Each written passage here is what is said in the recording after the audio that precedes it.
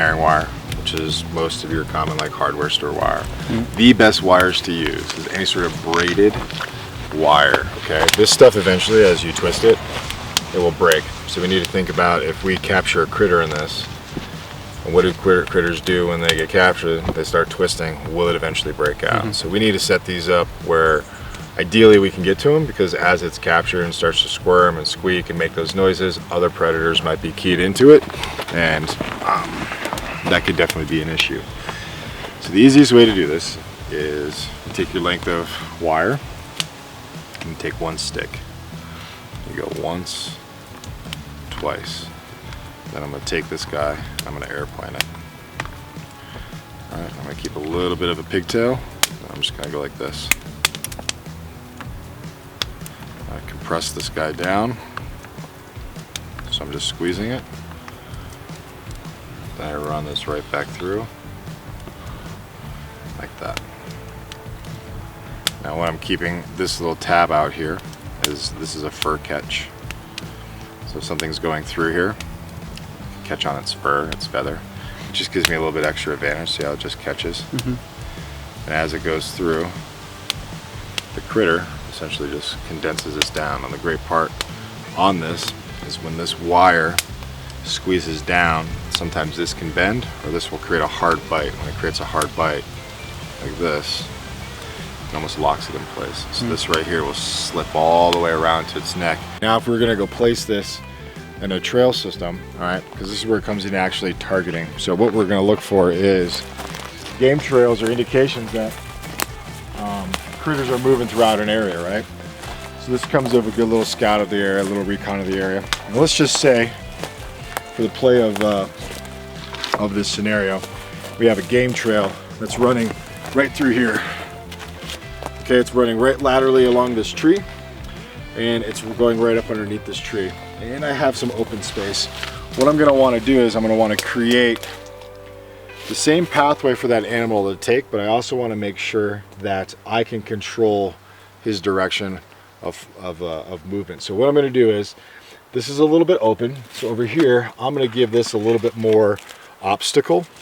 I'm going to force him, if you will, to go the way I want him to go. Now granted, it's a game trail, but this game trail opens up.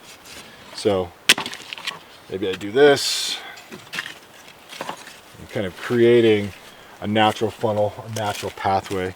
I can do this with different sorts of sticks, vegetation, you know, so on and so forth. I can build this up really, really big.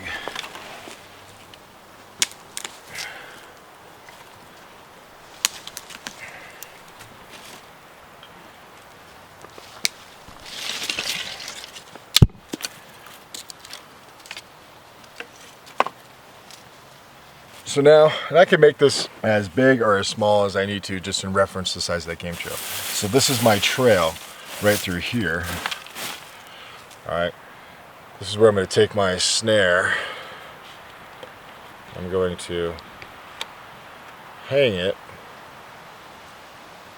right where it's running. So let's say I'm targeting some game birds, and I know those game birds are not low to the ground, they're about midpoint, and I've got all of this, you know, just beefed up. I'm only giving them one direction to go, and it's this direction. Now when they go through here, I am eliminating any sort of chance of them escaping. And you know what I'd probably want to continue to do is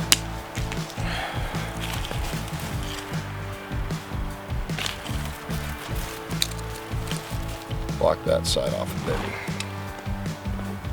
There we go. Now I'm forcing them right through this one area, and as they're maneuvering through, yeah, there's probability it could miss here, it could miss here.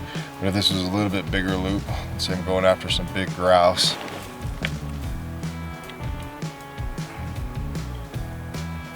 something like that, I now have an opportunity to catch that guy.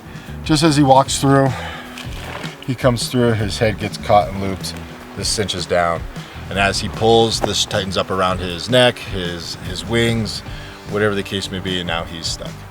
So So I could find a game trail system and employ 20 or 30 of these. Now this is wire, this is ideal because it locks down onto itself. But you could also do this with 550 cord just by hanging a loop and getting it to suspend itself through branches and just manipulation, that as it walks through, it also catches itself as well.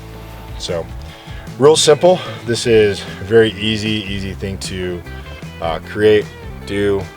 You could also secure this wire to this tree here and have it suspend like this for something a little bit lower, like a rabbit that moves closer to the ground. You just have to think about what is a game trail and what indications do I see on it. Am I seeing rabbit poo? Am I seeing more of a bird poo, which would be indicative of like an upland game bird, something to that extent. So you look and see what's on there, what's maneuvering around, what food sources are around, what footprints, paw prints, whatever the case may be, what you're seeing on that ground. That's going to help you determine where you're placing your snare, how many of them, so on and so forth. So very easy method, easy to do with 550 cord as well as wire.